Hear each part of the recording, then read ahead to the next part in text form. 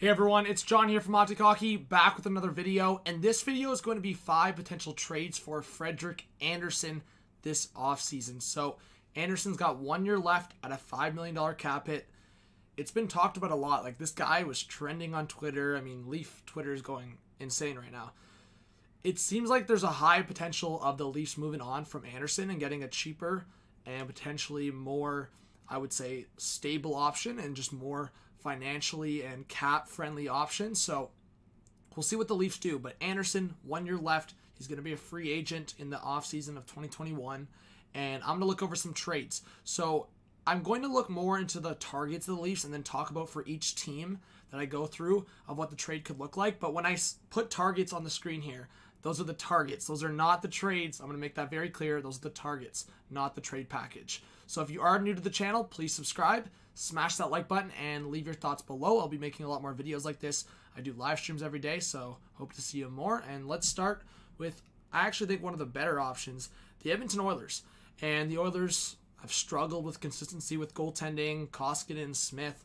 Andersen would bring them stability for at least a year, and then we'll see if the Oilers have that potential to sign him. But in terms of Leaf targets, Adam Larsson for me is an obvious one.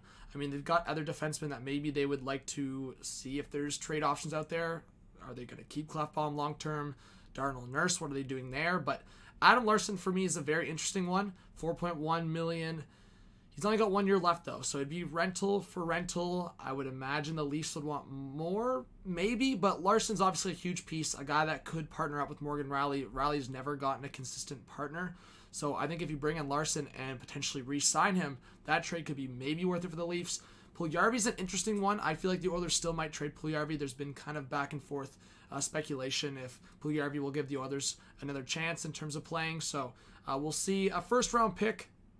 I mean, when you're talking about the Oilers' first-round pick in terms of top 15, is it a situation where the Oilers give it up? I don't know. Zach Kassian, for me, is just what the Leafs need. I mean, they lost the Kadri trade. They lost Kadri. They lost that grit. So, for me, it's an interesting one. Do they potentially bring in a guy like Zach Kassian? So, I think that's pretty interesting. So, the Oilers are, I think, a team that could target Frederik Andersen. But this next one for me is also interesting. The Blackhawks. Are the Blackhawks still going to retool? They beat the Oilers. They made it to the first round, but then somewhat got dominated by the Golden Knights. I don't think every game, but Connor Murphy, Dylan Strome, Alex Nylander. Nylander for me is a bit of a hot take here, but reuniting the Nylander brothers would be pretty cool. But Murphy and Strome, I would say, bring up more needs for the Leafs. Murphy, obviously that top 4 shutdown defenseman, and Strome, who could fit on the third line. I mean, we'll see what happens with Kerfoot.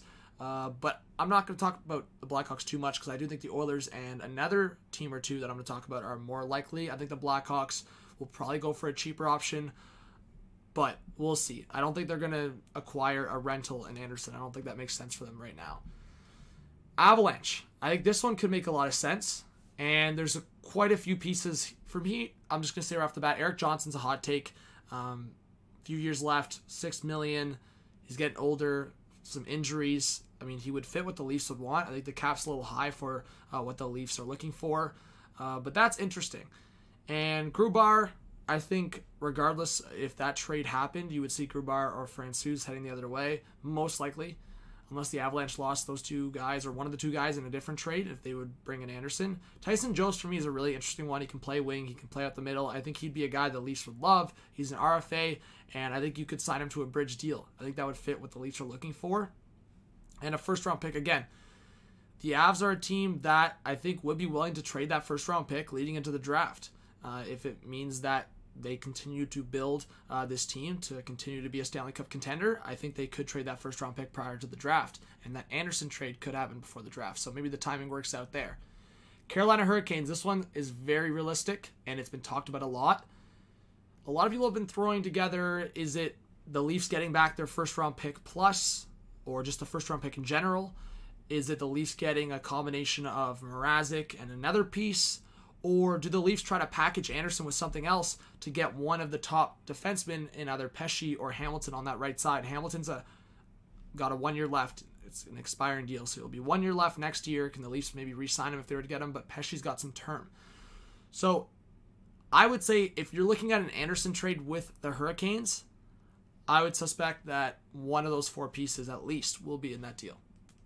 And then finally, I think the Calgary Flames could be a team. I mean, they've talked about it. A lot of sources have talked about it, that Andersen could, if there was a trade, go to Alberta. If not Edmonton, Calgary. Riddick, is he going to leave? Is Cam Talbot going to leave? The Flames might need that number one guy. And if you're talking about the Flames, I think the one hot take there for sure is Sean Monahan. But a lot of Flames fans and a lot of sources around the Flames have talked about, you know what, Gaudreau could be traded, but Monahan definitely could be traded. And if you're looking at the Leafs, I have Noah Hanifin down there as a little bit of a hot take, but first round pick, Monahan, Bennett. I think all 3 of those pieces, if the deal became bigger. And one player I would talk about is Nylander could be in one of these 2 deals if the deal got bigger. Kerfoot could be in one of these 2 deals, I would say between the Flames and also the Carolina Hurricanes or the Edmonton Oilers. I think the Oilers have had some interest in Kerfoot. Obviously, the Avalanche are not going to bring that guy back.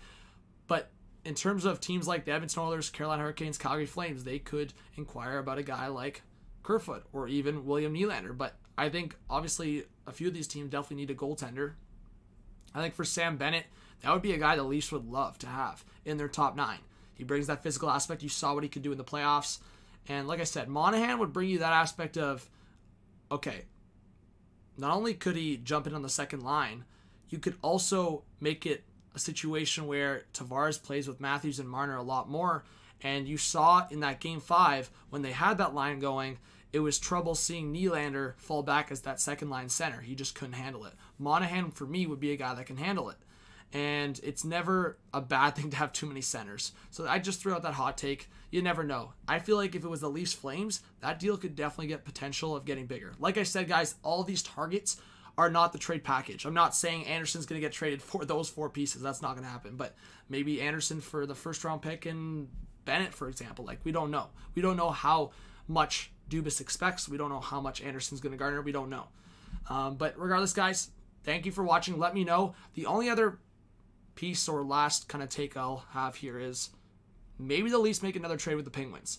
I mean, Kypreos threw out Andersen for Murray. I think the Leafs wouldn't do that. I mean, through arbitration and or the qualifying, whatever it was for Murray, it would be too high.